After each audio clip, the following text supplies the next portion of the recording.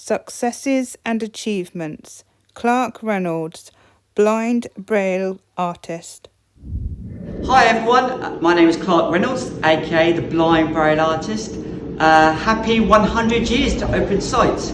Unfortunately, I can't be with you at this event as a busy artist. I have other plans, unfortunately. But Open Sight opened the doors up for me 5 years ago. With their support and courage, I wouldn't be here today doing what I am, making new friends. Unfortunately, I've not seen anyone for a while because I have been very busy, but hey, power to the blind people, that's what I say. Happy birthday, see you soon. So my aim, when I learned Braille, it was like, this is wonderful, but the idea is people with sight just can't take the information because you're not supposed to blow the Braille dot up. It's not meant to be seen. Right? And being an artist, and I love the patterns. And I thought the best way for everyone to learn Braille, for the mind to recognise it, would be through colour. So I've created a colour-coded Braille system. And the idea is, everything is this, obviously that 6-dot cell, but I've done it so the dots all join up and the dots become bigger, and I gave colour. But the colours aren't random as well. So, I looked at how, obviously my 20 years experience of colour theory, and I looked at how letters appear in words, like the commonality. Mm-hmm. So like ing, er, st, so forth. So for instance, E is orange and R is blue because they're complementary colours. So as someone, when you go through society, when you had sight and when people that with sight, you know what McDonald's are, you know what a Mars bar is, but you don't see the letter, you see the pattern, you see a colour. That's why when you go to cheaper brands, the Titan bar is exactly the same as a Mars bar because they're playing around with the colour and the font. Yeah.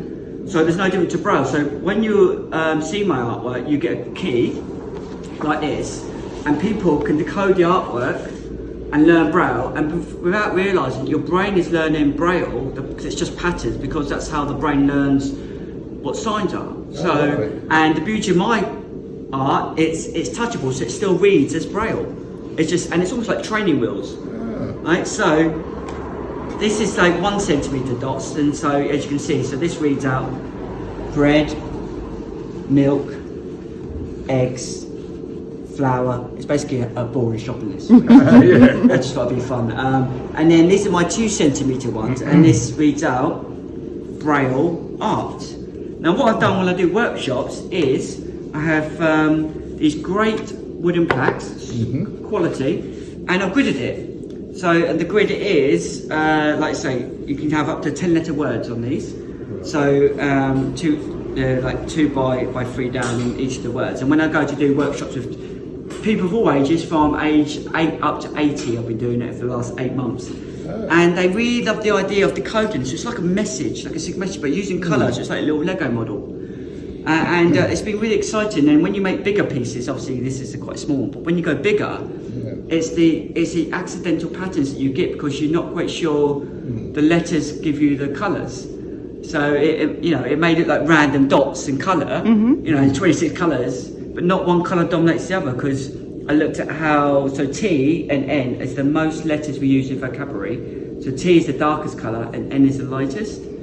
So they kind of, I think, balance itself out. And also, it depends on what colour background you put the dots on, because that's how colour reacts to different colours.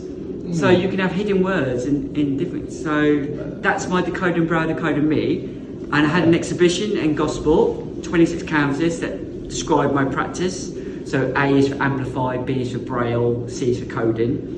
And it got picked up, headhunted by Newbury up in the base gallery, and it was in a whole month exhibition, and it was amazing. So a couple of those pieces are going to go to Open Sight for the Marwell for your Centenary, and like I said, hopefully in the future we'll get Braille out there to the masses, and that's my plan. Fantastic. The last couple of years has been amazing. I knew from the age of 6 years old that I wanted to be an artist, and that was the reason, because Cottage Grove took me to Aspects.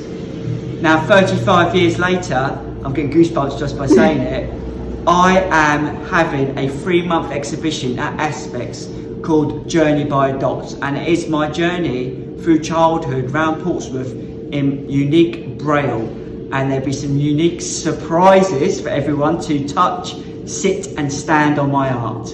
So it opens April the 8th and it closes on June the 26th, and there will be a special touch tour for the visually impaired community. So I will pass details on when I know the details, so hopefully everyone will come along and you'll see me and touch my art.